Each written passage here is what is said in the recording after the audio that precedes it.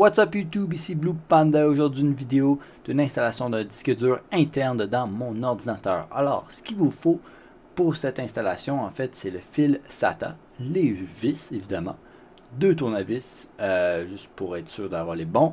Après, le disque dur lui-même, ici un Seagate Barracuda de 2000 GB et un fil de puissance comme ground pour l'ordinateur. Alors, première étape, on veut enlever les panneaux de l'ordinateur pour avoir accès à l'intérieur, évidemment.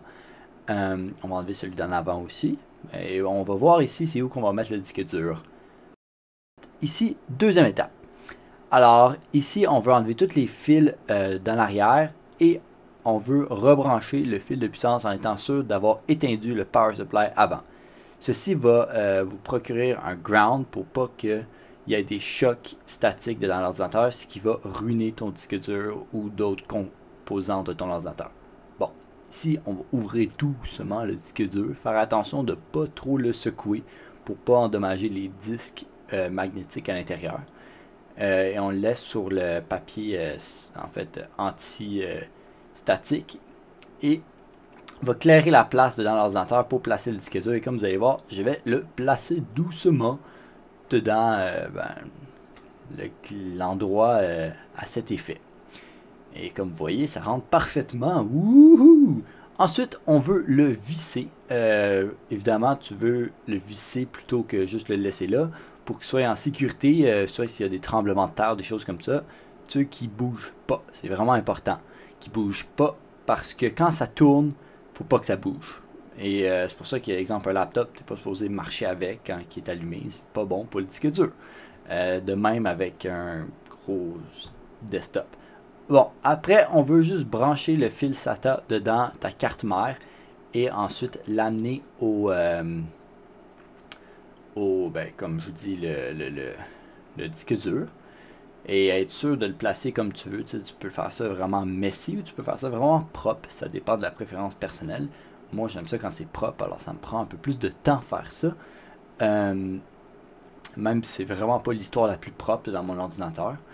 Mais même à ça, hein, ça donne ce que ça donne. J'aime ça aussi qu'il y a la vitre. C'est propre, mais bon. Alors là, ensuite, une fois que c'est terminé, on va replacer les panneaux en étant certain que tous les fils ont été rebranchés.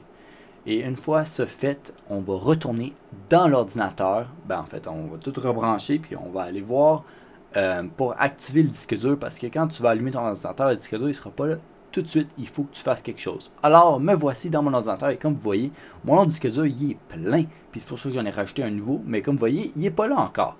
Alors, il faut aller rentrer une commande dans Run.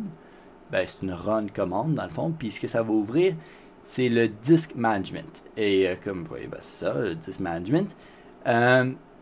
Vous allez voir qu'ils vous disent de soit le mettre pour un disque dur de moins de 2 Tb, ce qui est l'option qui est déjà choisie pour vous, ou sinon pour un disque dur de plus que 2 Tb, mais nous autres on n'a pas ça, on a juste 1 Tb.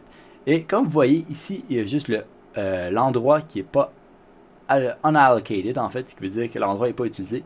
Nous autres, ce qu'on veut faire, c'est l'utiliser.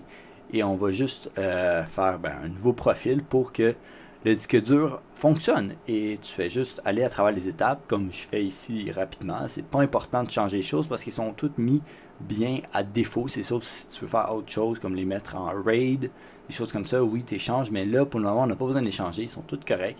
Et on fait juste aller à travers les étapes, comme ce que je fais pas en ce moment. Mais en fait, c'est juste pour vous montrer que il y a des gens qui font deux partitions pour leur disque dur.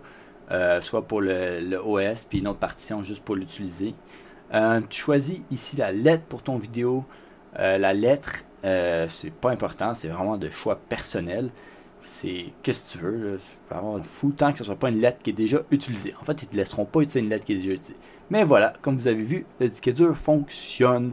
Alors, c'était ça. J'espère que vous avez aimé mon installation. Si vous avez des questions, posez-les en bas. Je te calisse. Bye.